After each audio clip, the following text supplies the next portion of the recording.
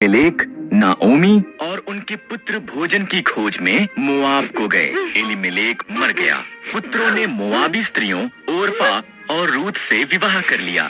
तब पुत्र भी मर गए। तीनों स्त्रियों के पास पति नहीं थे।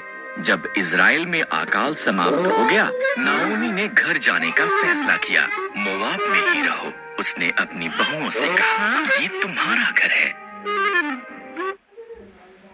ओरपा वहीं रही, पर रूथ ने कहा, जहाँ भी आप जाओ मैं जाऊंगी।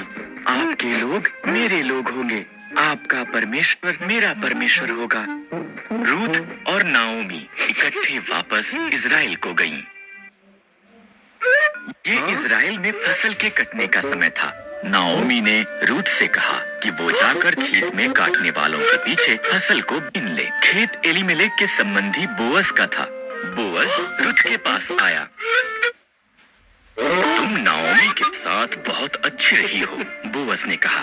घर छोड़ना मुश्किल रहा होगा, परमेश्वर तुम्हें आशीष दे। उसने रूथ को भोजन दिया और अपने जवानों को उसकी देखरेख करने को कहा।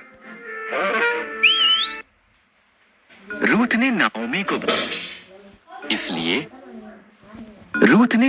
को बताया कि क्या हुआ था। नाओमी मुस्कुराई। जब कोई मरता है, उसका निकट संबंधी उसके परिवार की देखभाल करता है। वो व्यक्ति उनका निकटतम छुटकारा देने वाला संबंधी है। बोअज हमारा निकटतम संबंधी है, उसके निकट ही रहना। इसलिए रूथ बोअज के निकट रही। वो हर दिन उसे और ज्यादा पसंद करने लगा। बोअज ने एलीमेलेक की जमीन खरीदी और नाओमी और रूथ की देखभाल की। तब उसने रूथ को उसके साथ विवाह करने के लिए कहा। रूथ से एक पुत्र ओबेद पैदा हुआ। ओबेद का पुत्र यिशै था। यिशै का पुत्र दाऊद था और दाऊद इज़राइल का महान राजा बन गया। इसलिए परमेश्वर ने रूथ को आशीष दी, ठीक जैसा कि बोअज ने प्रार्थना की थी।